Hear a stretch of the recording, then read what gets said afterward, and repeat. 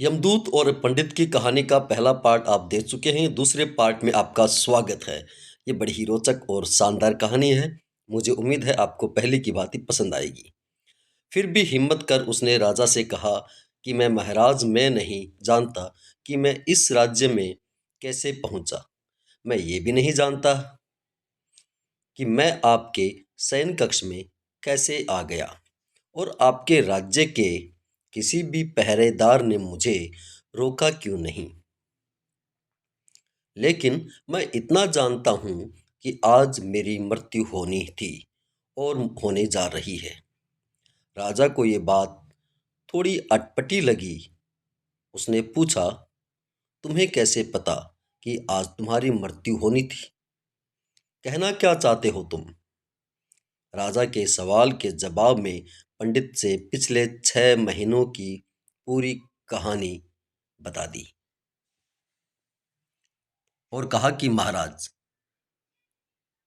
मेरा क्या, किसी भी सामान्य व्यक्ति का इतना साहस कैसे हो सकता है कि वह राजा की उपस्थिति में, राजा के ही शयन कक्ष में, रानी के ही बगल में सो जाए? ये तो सरासर आत्महत्या ही होगी ना। मैं दूसरे राज्य से इस राज्य में आत्महत्या करने क्यों आऊंगा? राजा को पंडित की बात थोड़ी उपयुक्त लगी, लेकिन राजा ने सोचा कि शायद यह पंडित मृत्यु से बचने के लिए ही महाकाल और अपनी मृत्यु की भविष्यवाणी का बहाना बना रहा है।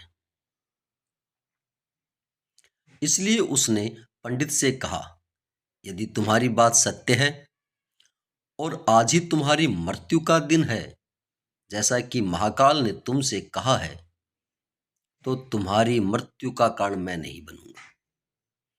लेकिन यदि तुम झूठ कह रहे हो, तो निश्चित ही आज तुम्हारी मृत्यु का दिन है। चूंकि पड़ोसी राज्य का राजा उसका मित्र था, इसलिए तुरंत कुछ सिपाहियों को साथ दूसरे राज्य के राजा के पास पत्र भेजा और पंडित की बात सत्यता का प्रमाण मांगा।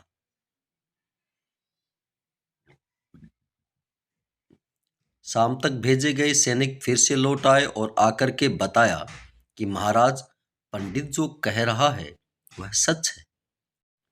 दूसरे राजा के ने पंडित को अपने महल में ही रहने की संपूर्ण व्यवस्था दे रखी थी और पिछले 6 महीने से ये पंडित राजा का मेहमान भी था।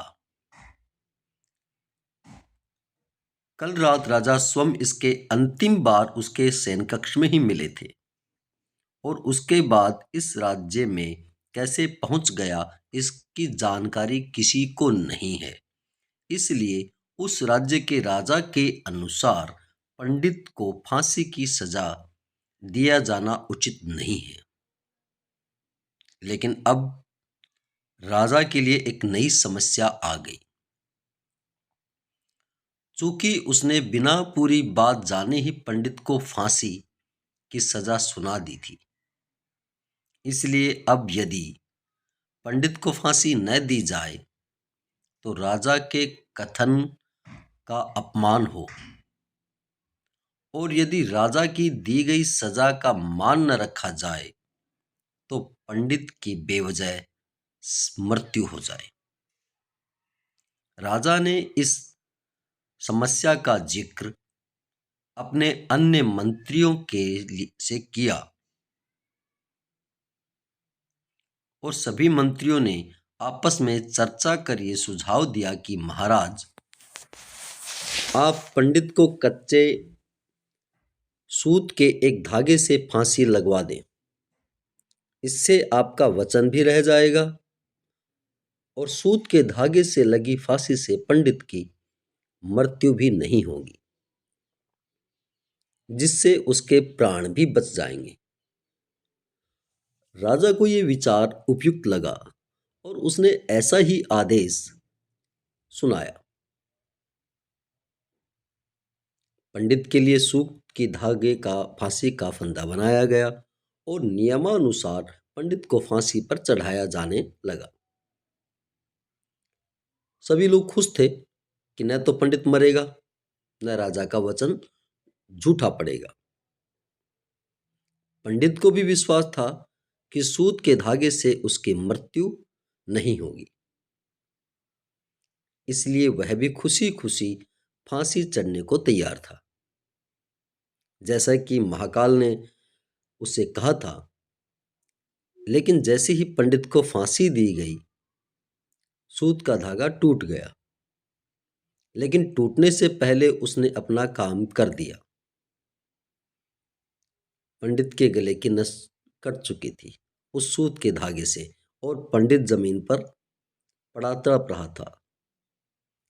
हर धड़कन के साथ उसके गले में खून की फुहार निकल रही थी, और देखते ही देखते कुछ ही क्षणों में पंडित का शरीर पूरी तरह से शांत हो गया। सभी लोग आश्चर्यचकित, हक्के बक्के सब पंडित को मरते हुए देख रहे थे। किसी को विश्वास ही नहीं रहा कि एक कमजोर से सूत के धागे से किसी की मृत्यु हो सकती है। लेकिन घटना घट चुकी थी। नियति ने अपना काम कर दिया था। जो होना होता है वह होकर ही रहता है। हम चाहे जितनी सावधानियां बरतें, चाहे जितने उपाय कर लें, लेकिन हर घटना और उस घटना का सारा ताना बाना पहले से ही निश्चित है, जिसे हम रत्ती भर भी इधर उधर नहीं कर सकते। इसलिए ईश्वर ने हमें भविष्य जानने की क्षमता नहीं दी, ताकि हम अपने जीवन को ज्यादा बेहतर तरीके से जी सकें।